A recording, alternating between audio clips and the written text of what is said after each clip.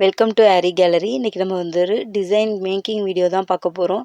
ரொம்ப நாளாக சப்ஸ்கிரைபர் ஒருத்தவங்க கேட்டுட்டு இருந்தாங்க, டிசைன் மேக்கிங் வீடியோ போடுங்க அப்படின்னு. ஸோ ஒரு கிராண்ட் ஸ்லீவ் டிசைன் போடலாம் அப்படின்றத முடிவு பண்ணியிருக்கேன். இது போட்டதுக்கப்புறம் நல்லா தெரியும் நம்மளுக்கு. இந்த டிசைன் வந்து நம்ம வீடியோ போட போகிறோம், ஸ்லீவ் டிசைன். ஸோ அதனால் இது எவ்வளோ கிராண்டாக இருக்கும் அப்படிங்கிறது தெரியும். இந்த ஸ்லீவ் டிசைன் வந்து இந்த மோட்டிவ் மட்டும் இல்லாமல் நிறைய மோட்டிவ் யூஸ் பண்ணி நம்ம போடலாம். சேம் அதுக்கேற்ற மாதிரி ஸ்பேஸ் விட்டு நம்ம அதுக்கேற்ற மாதிரி டிசைன்ஸ் வந்து மேக் பண்ண போகிறோம். ஐடியாஸும் நம்ம கொடுக்க போகிறோம். ஸ்லீவ் டிசைன் அதாவது நம்ம நெக் லைன் ஸ்லீவ் லைன் கொடுப்போம் இல்லையா, ஒரு 1.5 இன்ச் நான் விட்டுருக்கேன். அதுக்கேற்ற மாதிரி லைன் போட்டிருக்கேன். கரெக்டாக அது ஒரு 1.5 இன்ச் அதை மறக்காமல் நம்ம எழுதி வச்சுக்கலாம். சேம் அதுக்கேற்ற மாதிரி நம்ம அதில் டிசைன்ஸ் கொடுத்துக்கலாம். Sleeve design, neck design.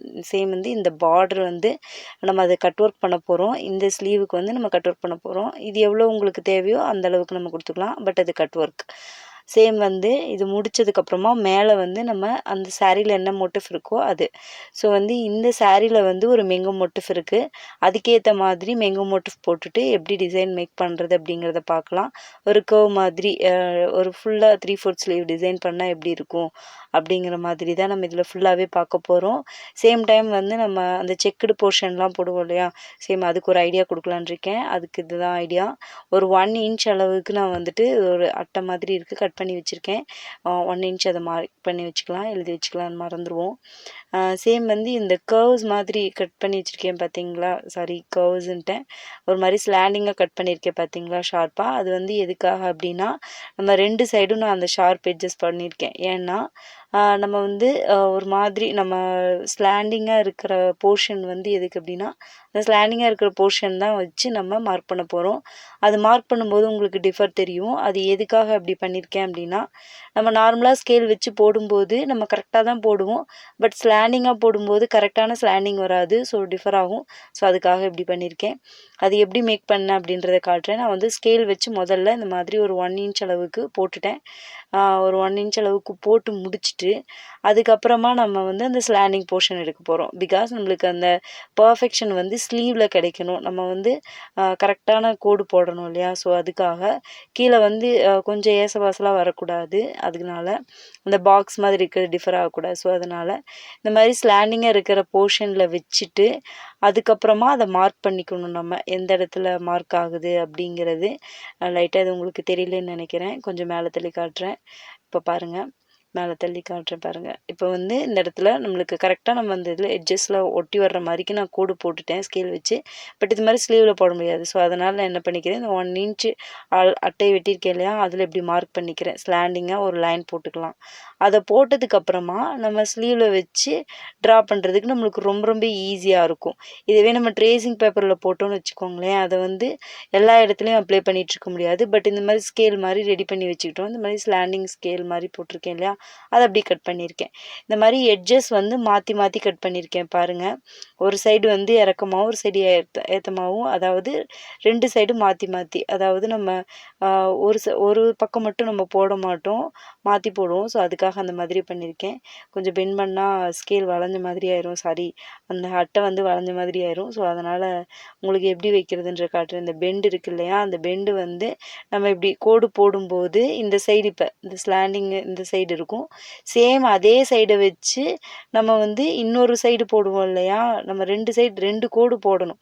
அது அப்படி போட முடியாது. ஏன்னா இந்த பக்கம் ஷார்ப்னஸாக இருக்கும், கொஞ்சம் டிஸ்டர்ப் ஆகும், நம்மளுக்கு அளவு தெரியாது. ஸோ அதுக்காக தான் இந்த பக்கம் அந்த மாதிரி திருப்பி விட்டிருக்கேன். அந்த திருப்பி வெட்டின பார்ட்டை எடுத்து நம்ம பர்ஃபெக்டாக அந்த ஸ்லீவோடைய அதாவது ஸ்ட்ரெயிட் போர்ஷன் இருக்கும் இல்லையா, அந்த ஸ்ட்ரெயிட் போர்ஷனில் வச்சு நம்ம பண்ணிக்கலாம். நம்ம அதாவது லைன் போட்டுக்கலாம். ஸோ அதுக்காக தான் உங்களுக்கு லைன் போடும்போது உங்களுக்கு அந்த டிஃப்ரென்ஸ் தெரியும். ஸோ அப்போ காட்டுறேன் உங்களுக்கு. இப்போ இந்த பேலன்ஸ் இருக்கு இல்லையா, அதில் மோட்டிவ் நம்ம எப்படி போடுறது அப்படிங்கிறத பார்க்கலாம். ஆல்ரெடி வந்து இந்த மோட்டிவ் வந்து நம்ம டுட்டோரியல் ஆன்லைன் கிளாஸஸ் போயிட்டுருக்கு இல்லையா, அவங்களுக்கு தெரியும். இந்த மோட்டிவ் நான் லாஸ்ட் டைம் கொடுத்துருப்பேன். இந்த மோட்டிஃபை தான் நம்ம யூஸ் பண்ண போகிறோம். ஒரு மேங்கோ மோட்டிவ் நார்மலாக ஏதோ ஒரு மேங்கோ மோட்டிவ் தான் நம்ம போட போகிறோம். அதை நம்ம எப்படி டிசைன் பண்ணுறோம் அப்படிங்கிறத பொறுத்து தான் அது வந்து ப்ரைடல் ப்ளவுஸாக வரப்போகுதா இல்லை நார்மலாக ஒரு ப்ளவுஸாக வரப்போகுதான்றதை பொறுத்து. ஸோ அதனால் நம்ம ப்ரைடல் ப்ளவுஸ் பண்ணுறோன்னா அதுக்கேற்ற மாதிரி மெட்டீரியல்ஸ் யூஸ் பண்ணணும், அதுக்கேற்ற மாதிரி ஸ்டிச்சஸ் யூஸ் பண்ணணும், அவ்வளோதான். இப்போ ஸ்லீவோட டாப் போர்ஷனில் இருந்து நம்ம அந்த மேங்கோ மோட்டிவ்லேருந்து அப்படியே கீழே என்னென்ன டிசைன்ஸ் பண்ணணுமோ அதை பாக்ஸாக பண்ண போகிறோம். அதாவது ஒவ்வொரு இன்ச்சஸாக பண்ண போகிறோம். ஸோ இப்போ வந்து மேங்கோ மோட்டிஃபை வந்து நம்ம ஃபஸ்ட்டு ட்ரா பண்ணிக்கலாம். ட்ரா பண்ணும்போது கீழே ஏதாவது ஒரு ஆப்ஜெக்ட், அதாவது கொஞ்சம் இப்போ நான் வந்து கீழே ஒரு பலகை இருக்குது, அந்த பலகையில் வந்துட்டு லைட்டாக இதாகுது, கொஞ்சம் நெருடலாக இருக்குது, அது எனக்கு சரியாக போட முடியல. பட் நீங்கள் போடும்போது கீழே ஏதாவது வச்சுட்டு, இப்போ நான் ஆக்சுவலாக வந்து பென்சிலை மார்க் பண்ணி முடிச்சுட்டு ஆஃப்டர் வந்து நம்ம சிடி மார்க்கரில் பண்ணும்போது நான் வந்து கீழே ஆப்ஜெக்ட் வச்சுப்பேன், ஒரு நல்ல ஒரு வளவளப்பான எடுத்து ஏதாவது ஒரு ஆப்ஜெக்ட் வச்சுப்பேன். ஸோ அதே மாதிரி நீங்களும் வச்சுக்கோங்க. இந்த கர்வ்ஸ் எல்லாம் கரெக்டாக வர்ற மாதிரி பொறுமையாகவே போடுங்க, ஒன்றும் பிரச்சனை கிடையாது. கரெக்டாக வந்ததுக்கப்புறமா நம்ம அதை வந்து செகண்ட் டைம் வந்து இது ஃபுல்லாக போட்டு முடிச்சுட்டு அளந்து ஒன் சைடு ஃபுல்லாக போட்டு முடிச்சுட்டு தான் இன்னொரு சைடு நம்ம போட போகிறோம். ஸோ நெக்ஸ்ட்டு வந்து இந்த மாதிரி கர்வ் மாதிரி ஒரு போர்ஷன் போட போகிறேன். அந்த கர்வ் மாதிரி போர்ஷனுக்கு ஏதாவது ஒரு ஆப்ஜெக்ட் இருந்தால் நீங்கள் யூஸ் பண்ணிக்கோங்க. நான் வந்து ஒரு பிளேட் அந்த மாதிரி நான் யூஸ் பண்ண போகிறேன். ஃபஸ்ட்டு இந்த பேப்பர் எடுத்து வச்சுக்கலாம். அதுக்கப்புறமா நம்ம வந்து அந்த கர்வ் மாதிரி இருக்கிறதுக்கு நான் ஆல்ரெடி சொன்ன மாதிரி ஒரு பிளேட் தான் எடுத்திருக்கேன். அந்த பிளேட் நான் இப்போ காட்டுறேன் உங்களுக்கு. கரெக்டாக அந்த மேங்கோ மோட்டிஃபை மூடுற மாதிரிக்கு நம்ம கொஞ்சம் மெச் பண்ணி நம்ம போட்டுக்கலாம். ஃபுல்லாக மேங்கோ மோட்டிஃபை மட்டும் க்ளோஸ் பண்ணால் போதும். அந்த மாதிரி கரெக்டாக போட்டதுக்கப்புறமா நம்ம எடுத்து பார்த்தோம் அப்படின்னா தெரியும் நம்மளுக்கு அந்த டிஃப்ரென்ஸ் நீட்டாக இருக்கும். உங்களுக்கு பென்சிலில் தெரியலன்னு நினைக்கிறேன். ஆக்சுவலாக வந்துட்டு மார்க்கரில் பண்ணதுக்கப்புறமா உங்களுக்கு தெரியும், சிடி மார்க்கரில். நெக்ஸ்ட்டு வந்து அந்த டிசைன் இப்போ நம்ம போட்டிருக்கோம் இல்லையா ஒரு லைன், அந்த லைனில் இருந்து ஒரு குறிப்பிட்ட அளவுக்கு, அதாவது அதுக்கப்புறம் நம்ம அந்த லைன்லேருந்து ஒரு சின்ன ஒர்க் பண்ண போகிறோம். ஸோ அதில் ஒரு 1/2 இன்ச்சு ஒரு பாயிண்ட் நல்லா பார்த்துக்கோங்க. 1/2 இன்ச் ஒரு பாயிண்ட் நான் வந்து நல்லா தெரியணும் அப்படின்றதுக்காக 1லேருந்து வச்சுருக்கேன். 1லேருந்து 1/2 இன்ச்சு ஒரு பாயிண்ட் அந்த மாதிரி, சரிங்களா? அந்த மாதிரி போட்டிருக்கேன். ஸோ அப்படி போடும்போது நம்மளுக்கு என்ன ஆகும்னா சேம் ஒரே மாதிரி ஈவனாக வரும். ஸோ அதனால தான் கொஞ்சம் லைட்டாக ஒரு 5 பாயிண்ட்ஸ் 6 பாயிண்ட்ஸ் வச்சுட்டு அதுக்கப்புறமா நான் மறுபடியும் அதே சேம் அதே பிளேட் வச்சு தான் நான் மறுபடியும் அந்த கர்வ் மாதிரி போட போகிறேன். ஸோ நம்ம அதை போடும்போது நம்மளுக்கு என்னென்னா இன்னும் நீட்டாக இருக்கும். நம்ம ஏதாவது ஒரு ஆப்ஜெக்ட் வச்சு போடும்போது நீட்டாக இருக்கும். ஸோ கரெக்டாக வராது நம்ம கையில் போடும்போது. ஸோ அதனால் அந்த மாதிரி பிளேட் வச்சு போட்டுக்கலாம். சேம் அதே மாதிரி பிளேட் வச்சு பார்த்திங்கன்னா தெரியும். இல்லைன்னா நம்ம வேறு ஏதாவது இன்னும் கொஞ்சம் பெருசாக ஆப்ஜெக்ட் போடுற மாதிரி இருக்கும். ஸோ இது பர்ஃபெக்டாக இருக்குது. ஸோ அதனால் நான் அதை அப்படியே போட்டுக்கிறேன். லைன் அப்படியே ஃபுல்லாக போட்டு முடிச்சுட்டு அதுக்கப்புறமா அந்த பிளேட் எடுத்துக்கலாம். அவ்வளோதான். கொஞ்சம் டார்க் பண்ணிக்கிறேன். ஃபுல்லாக எடுத்துகிட்டு இப்போ பார்த்தீங்கன்னா தெரியும் அந்த டிஃப்ரென்ஸ். கொஞ்சம் உங்களுக்கு அது கொஞ்சம் ஜூம் ஆகி வர்றதுனால உங்களுக்கு கரெக்டாக தெரியுதான்னு தெரில. பட் வந்து மார்க்கரில் பண்ணதுக்கப்புறம் உங்களுக்கு நீட்டாகவே தெரியும். ஐடியாஸ்க்கு மட்டும்தான் இந்த வீடியோ ஃபுல்லாகவே. ஸோ அதனால் பார்த்தீங்கன்னா தெரியும். ஸோ அடுத்து நெக்ஸ்ட் லைனு நம்ம ஒரு 1.5 இன்ச்சுக்கு மேலே போட போகிறோம். சேம் வந்து நான் இதில் அளந்துக்கிறேன் எவ்வளோ இருக்குது, அதில் வந்து எவ்வளோ வந்துட்டு நம்ம அந்த மேலே இருக்கிற லைன்லேருந்து எவ்வளோ விடலாம் அப்படிங்கிறத அளந்துக்கிறேன். சேம் வந்து ஒரு 1/2 இன்ச்சு ஒரு பாயிண்ட்டும் நான் வந்து கீழே நம்ம இப்போ போடுற கர்வுக்கும் அந்த கீழே ஒரு லைன் இருக்கு இல்லையா அதுக்கும் ஒரு 1/2 இன்ச்சு ஒரு பாயிண்ட்டும் அளவிடுறேன். சேம் நம்ம மேலே விட்டோம் இல்லையா சேம் அதே டிசைன் தான் கீழே பண்ண போகிறோம். ஸோ அதனால் அந்த மாதிரி விட்டுருக்கேன். ஸோ அந்த மாதிரி விட்டுட்டு மிச்சம் எவ்வளோ இருக்குதுன்னு பார்த்துட்டு போட்டுக்கலாம். மிச்சம் எவ்வளோ இருக்குது அப்படின்னா ஒரு 1.25 இன்ச்சு ஒரு பாயிண்ட்டும் இருக்குது. ஸோ அந்த 1.25 இன்ச்சு ஒரு பாயிண்ட்டையும் சுற்றியும் நம்ம சேம் மேலேருந்து அதே மாதிரி அளந்து நம்ம போட்டுக்கலாம். அதாவது நம்ம செகண்ட் லைன் போட்டோம் இல்லையா சேம் அதே மாதிரி இதுக்கும் சேமாக ஒரே மாதிரி தான் நான் ஆப்ஜெக்ட்ஸ் யூஸ் பண்ண போகிறேன். பட் கொஞ்சம் பெருசாக வேணும் இல்லையா? ஸோ சேம் அதே மாதிரி பெரிய பிளேட் மாதிரி இருக்கிறது தான் எடுத்திருக்கேன். நம்மளுக்கு தேவை அப்படின்னா ஒரு கெட்டியான அட்டையில் இந்த மாதிரி கர்வ்ஸுக்கு அந்த ஆப்ஜெக்ட்டுக்கு ஏற்ற மாதிரி நம்ம கட் பண்ணி வச்சுக்கலாம். பட் எதுக்கு நம்மளுக்கு பிளேட் எப்படியும் நம்ம வீட்டில் இருக்கும். ஸோ அதனால் அப்படியே விட்டுறேன். இப்போ வந்து நம்ம அந்த ஆப்ஜெக்ட் வச்சு அதாவது பிளேட் வச்சு ஃபுல்லாக அந்த மாதிரி கர்வ் மாதிரி வர்றதுக்கு போட்டுக்கலாம். கொஞ்சம் பெரிய பிளேட்டாக எடுத்திருக்கேன் நான். பெருசாக போடும்போது இன்னும் நம்மளுக்கு எவ்வளோ பெருசாக போடுறோமோ அதுக்கேற்ற மாதிரி ஆப்ஜெக்ட்ஸ் தேவைப்படும். ஸோ அதனால் அந்த மாதிரி போட்டிருக்கேன். சேம் இதே மாதிரி யூஸ் பண்ணி நம்ம நிறைய கர்வ்ஸ் வந்து போட்டுக்கலாம். டிஃப்ரெண்ட்டாக இருக்கும் பார்க்குறதுக்கு. இந்த மாதிரி ஸ்லீவ் டிசைன்ஸ் நீங்கள் நிறைய இமேஜஸ் பார்த்துருப்பீங்க. ஸோ அதே மாதிரியான ஒரு இமேஜ் தான் இது. ஸோ அந்த மாதிரி தான் வரும் நம்மளுக்கு அவுட்புட் பார்க்குறதுக்கு. ஃபுல்லாகவே பீட் ஒர்க்ஸ் அந்த மாதிரி கொஞ்சம் கிராண்ட் ஸ்லீவ் தான் இது. கட் ஒர்க்கோடு சேர்ந்து வர்றது. ஸோ இதை ஃபுல்லாக மார்க்கரில் மார்க் பண்ணிவிட்டு காட்டுறேன். ஃபுல்லாக மார்க் பண்ணதுக்கப்புறம் உங்களுக்கு இப்படி தான் இருக்கும். ஸோ இதே வந்து நம்ம ஆப்போசிட் சைடில் வந்து நம்ம போட போகிறோம். லைட்டாக அதை எரேஸ் பண்ணிக்கலாம். நம்ம அந்த ஃபுல்லாக பென்சிலில் பண்ணியிருப்போம் இல்லையா, ஸோ அதை ஃபுல்லாகவே எரேஸ் பண்ணிக்கிறேன். எப்படி இதை நம்ம நெக்ஸ்ட்டு அப்படியே எடுத்துகிட்டு ஆப்போசிட் சைடில் போடுறது அப்படிங்கிறத காட்சி உங்களுக்கு. நான் ஆல்ரெடி சொன்ன மாதிரி ஒரு ஆப்ஜெக்ட் வச்சு தான் நான் போட்டேன்.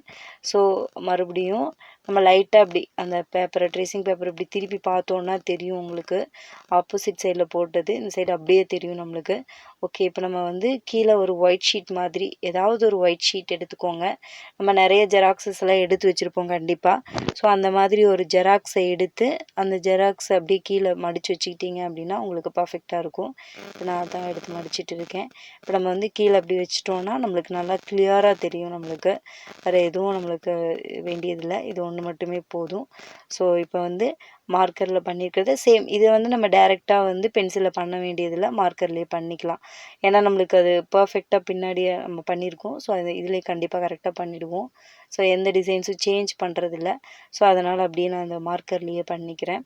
சேம் நம்ம வந்து ஆல்ரெடி நான் சொன்ன மாதிரி நம்ம என்ன மெட்டீரியல் யூஸ் பண்ணுறோமோ அதை பேஸ் பண்ணி தான் இது வந்து ஒரு கிராண்ட் ஸ்லீவ் டிசைனாக இல்லை நார்மலாக வந்துட்டு ஒரு சிம்பிள் டிசைனானு இருக்கும். பட் நம்ம 3/4 ஸ்லீவ் வந்து இந்த அளவுக்கு நம்ம போடுறோம் அப்படின்னாவே இது கொஞ்சம் மெட்டீரியல்ஸ் அதிகமாக யூஸ் பண்ணி நம்ம இது ஒரு கிராண்ட் ஸ்லீவாக தான் போட முடியும்.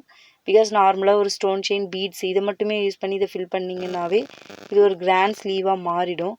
ஸோ அதனால் இது கண்டிப்பாக ஒரு கிராண்ட் ஸ்லீவ் தான், நீங்கள் டவுட்டே வேண்டியதில்லை. ஷார்ட் ஸ்லீவுக்கும் இந்த மாதிரி பண்ணலாம். நம்ம அந்த லைன் போட்டிருக்கோம் இல்லையா, அது வரைக்கும் நம்ம வந்து இந்த மாதிரி ஷார்ட் ஸ்லீவ்ஸ்க்கு பண்ணலாம். ரொம்ப அழகாக இருக்கும், டிஃபராகவும் இருக்கும் பார்க்குறதுக்கு. ஸோ இதே மாதிரி நீங்களும் ட்ரை பண்ணுங்கள்.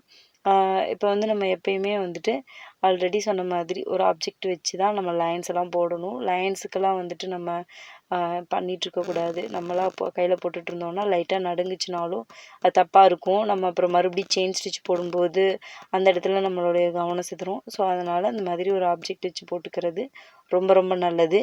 இது ஃபுல்லாக முடிச்சாச்சு. இப்போ நம்ம அடுத்து வந்து ஆல்ரெடி நான் சொன்ன மாதிரி அந்த செக்குடு போர்ஷன் போடணும் இல்லையா, அது வந்து நம்ம இந்த மாதிரி விரிச்சிட்டு தான் போடணும்.